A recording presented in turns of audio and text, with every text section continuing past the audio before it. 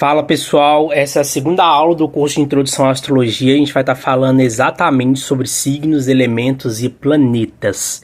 Então, se você chegou até aqui, a gente já teve a primeira aula, onde a gente estava falando sobre a introdução da astrologia, falamos um pouco sobre a história da astrologia, né? E agora a gente vai estar entrando no assunto dos signos, elementos e planetas propriamente dito. A primeira coisa que é importante pensar é que dentro da astrologia existe uma ordem para as coisas poderem funcionar. Então, a nível de importância, é muito importante que vocês consigam ter a compreensão que os planetas, eles possuem influência muito maior do que os signos, tá? Os planetas são corpos celestes, os planetas eles são elementos físicos, elementos palpáveis, né? Energias elementares que vão trazer ali toda a influência para os signos em questão que eles se encontram, que eles estão e que eles fazem ali o aspecto mesmo dele em si. Os signos, eles estão muito associados com várias outras coisas, tais como o início das estações, né, em cada hemisfério. A gente consegue estar entendendo o outono, a primavera, o verão, o inverno, através dos signos. E a gente tem algumas outras peculiaridades que é importante serem citados. Esse vídeo não é para poder falar especificamente das características de cada signo, embora eu vá utilizar alguns termos para poder facilitar a compreensão, tá? Então, quais são os 12 signos? Que é muito importante de vocês terem isso em mente, principalmente fixar a ordem que cada um vem. A gente tem Áries, Touro, Gêmeos, Câncer, Leão, Virgem, Libra, Escorpião, Sagitário, Capricórnio, Aquário e Peixes, tá? Então são 12 signos que são representados por arquétipos muito bem definidos, né? Com características muito bem definidas e que você consegue entender eles tanto através do simbolismo que eles representam, através da imagem que eles possuem, assim como através dos mitos que estão associados a cada um desses 12 signos, né? A gente consegue ter uma associação, entender como que cada mito se correlaciona, como que cada divindade grega consegue trazer essas informações, e tudo isso é bastante importante para poder trazer um entendimento de como que funcionam essas informações.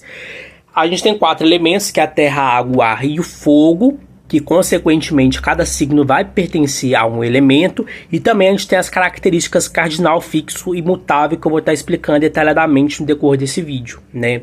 Então, pegando a questão dos signos, o que a gente pode começar a compreender? A astrologia, ela funciona de maneira coordenada, né? Então, de uma certa maneira, você vai ter o signo de Áries abrindo o zodíaco e o signo de Peixes encerrando o zodíaco.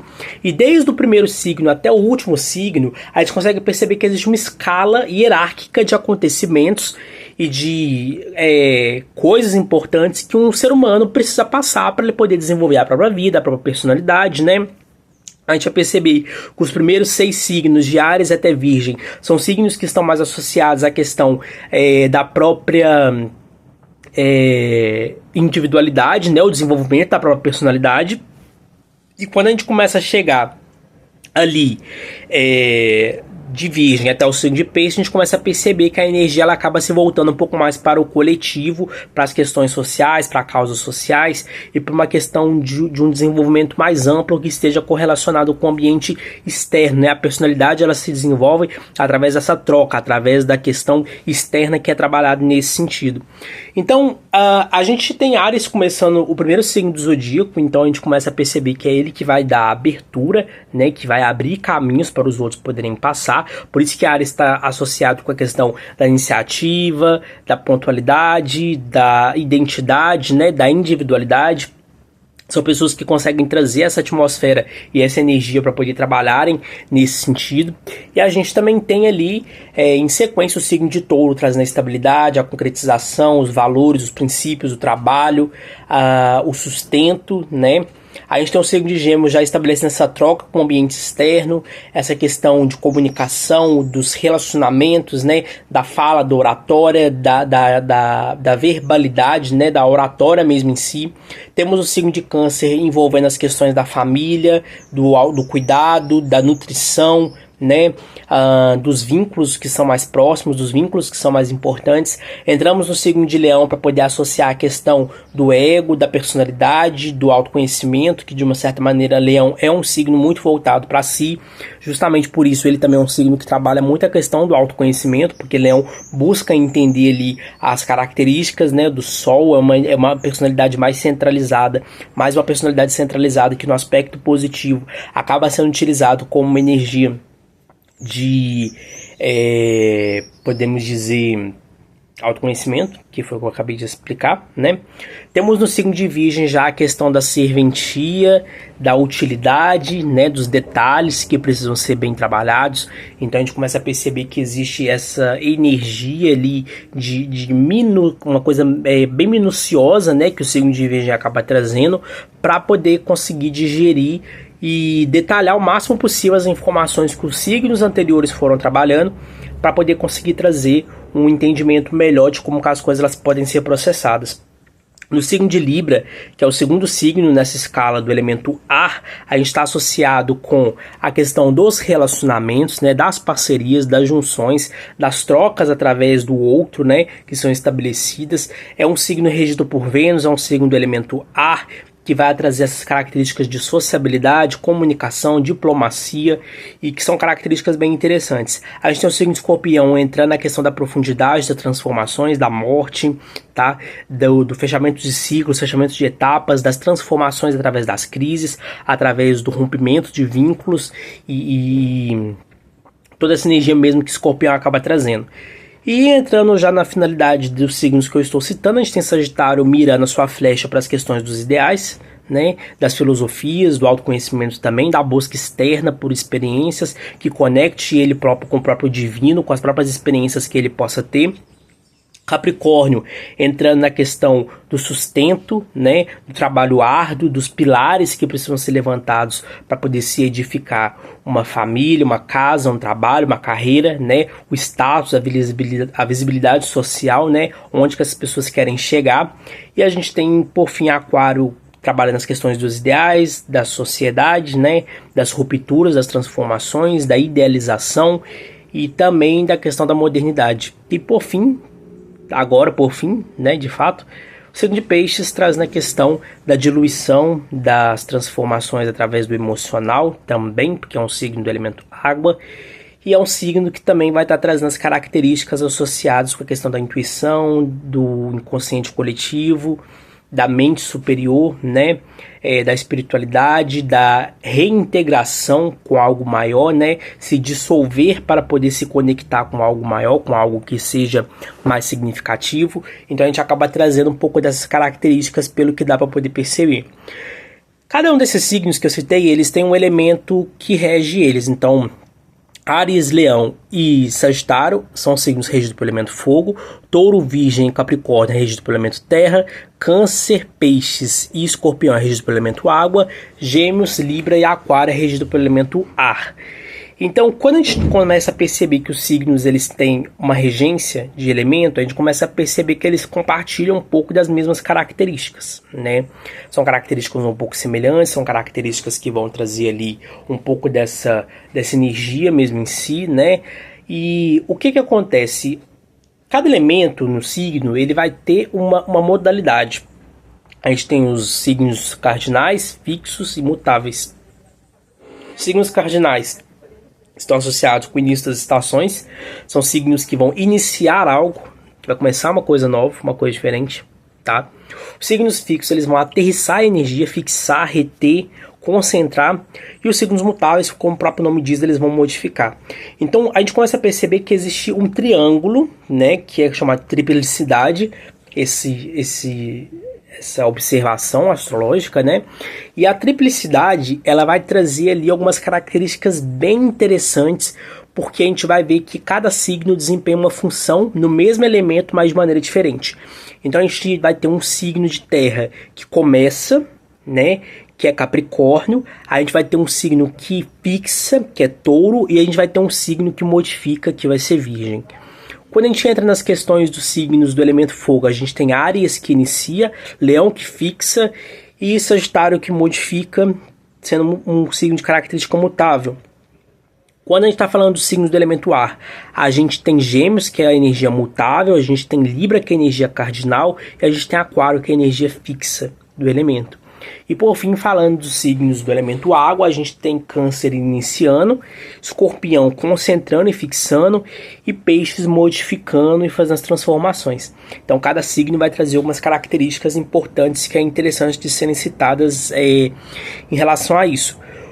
O que ocorre quando você começa a entender a questão dos planetas? Os planetas, eles são a energia primordial, eles são ali a potencialidade, né, a energia mais intensa que existe na astrologia, né, justamente por serem corpos celestes, por terem essa questão dessa materialidade. E os planetas, eles têm um movimento específico e cada um deles vão fazer. Então a gente vai ter planetas que fazem o movimento ao redor do Sol de maneira mais rápida, né, tais como a Lua, Mercúrio e Vênus, Marte também, e a gente começa a ter planetas que fazem um movimento de maneira mais lenta, tais como Júpiter, Saturno, Urano, Netuno e Plutão. Cada movimento que esses planetas fazem, eles acabam trazendo algumas características, né? Alguns planetas eles vão entrar em signos de maneira mais rápida. Por exemplo, a Lua passa nos 12 signos do zodíaco em cerca de 28 a 30 dias.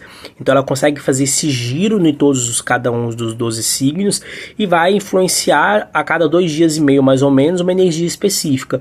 É interessante que no mapa astral de lunação, quando você vai entender quais são os assuntos que vão ser desencadeados na sua vida no decorrer daquele mês, considerando a Lua e os outros aspectos, a gente começa a perceber que a Lua ela vai trazer algumas características, né?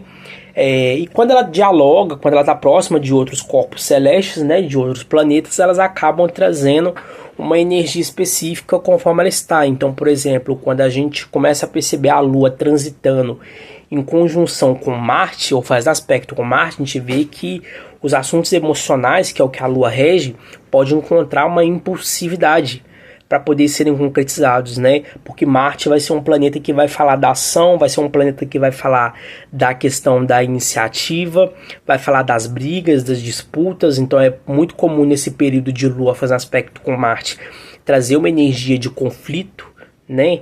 De aprisionamento, né? De problemáticas que possam surgir, entre várias outras coisas. A gente tem algumas outras características que são o seguinte: os planetas mais lentos, eles também vão trazer uma outra energia, uma outra atmosfera, mas ainda falando dos planetas mais rápidos, eles vão passar nos 12 signos. O Sol vai demorar 1 ano, a Lua vai demorar 28 dias, né?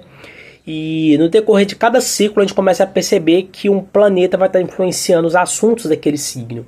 Então a gente, vamos supor, Mercúrio, que é um planeta que faz aspectos muito próximos do período que o Sol transita entre os 12 signos, né? Ele nunca se afasta muito do Sol. A gente começa a perceber que Mercúrio, quando está no signo de Áries, Mercúrio sendo o planeta da comunicação, ele vai ser um astro que, quando ele entra no signo de Áries, as pessoas elas vão estar mais inclinadas a ter uma fala mais concentrada, uma fala mais individualista, uma fala mais egóica. São pessoas que vão defender os próprios pensamentos, né? Vai ter uma disputa nesse sentido, e são pessoas que podem ter uma comunicação até mesmo um pouco mais ríspida quando Mercúrio está no signo de Áries. Isso vale tanto para posicionamentos no mapa astral, as pessoas que nascem com Mercúrio no signo de Áries, quanto quando Mercúrio está em signo de Áries, fazendo uma influência coletiva nos trânsitos astrológicos. Então, algumas coisas que precisam ser analisadas. Só que aí a gente pensa que quando o Mercúrio ele entra no signo de Câncer, a comunicação ela muda totalmente de tonalidade. É uma comunicação mais empática, é uma comunicação associada com o passado, que é o que o signo de Câncer representa. É uma comunicação relacionada com o autocuidado, uma comunicação mais sutil, totalmente diferente da comunicação do signo de Áries. Vai ser uma comunicação mais emotiva, mais sutil, né? Uma comunicação ali que vai estar preocupado com o que o outro precisa, com o que o outro necessita, como que você pode cuidar e nutrir do outro. Então são algumas características interessantes que dá para poder perceber. Fazendo esse panorama geral, o Sol vai trazer assuntos de ego, de personalidade, de desenvolvimento, de brilho pessoal, né? De clareza, de autoconhecimento, de talentos, de dons, de criatividade, de prazeres. A Lua vai estar representando a estrutura das emoções, da família, do passado. as questões relacionadas com o autocuidado, né, com a questão da nutrição. Mercúrio vai estar falando sobre a comunicação, a mente racional. Vai estar falando também sobre as questões relacionadas com essas trocas que precisam ser estabelecidas, né, o ambiente externo, comércio, comercialização, vendas, trocas, todas nesse aspecto. Vênus vai estar falando sobre a vida social através dos relacionamentos, né? Marte vai estar falando sobre a iniciativa, sobre as disputas, sobre as brigas, sobre as defesas, sobre a coragem, sobre a iniciativa, né? E entre vários outros assuntos que é o que Marte representa. Júpiter vai estar falando exatamente sobre a questão da energia da expansão, das crenças, do conhecimento do eu superior, né? Das filosofias, dos aprendizados, da boa sorte. Saturno já vai ser um planeta limitante, que vai trazer as limitações, vai cercar a pessoa, né? Vai trazer um karma para ela poder quitar. Aprendizados que são um pouco mais dolorosos, mais lentos. Ele vai trazer uma lentidão na área de desenvolvimento que ele está influenciando. Então o Saturno no signo de Áries traz uma lentidão no desenvolvimento da própria personalidade. A pessoa ela pode ter dificuldade para tomar iniciativa, pode ter dificuldade para poder ter uma identificação com coisas que ela com coisas que ela gosta, com coisas que ela gostaria de enfatizar. Quando Saturno está no signo de Câncer, já vai ser uma outra energia, vai ser uma limitação na esfera familiar, na esfera emocional, né? A esfera da família ela fica um pouco mais restrita, pode ser uma dificuldade para demonstrar emoções, para demonstrar cuidado, pode ser uma pessoa que em circunstâncias externas ela não foi bem cuidada, ou ela não foi bem nutrida, ou ela cresceu em um lar frio, ríspido, problemático, né?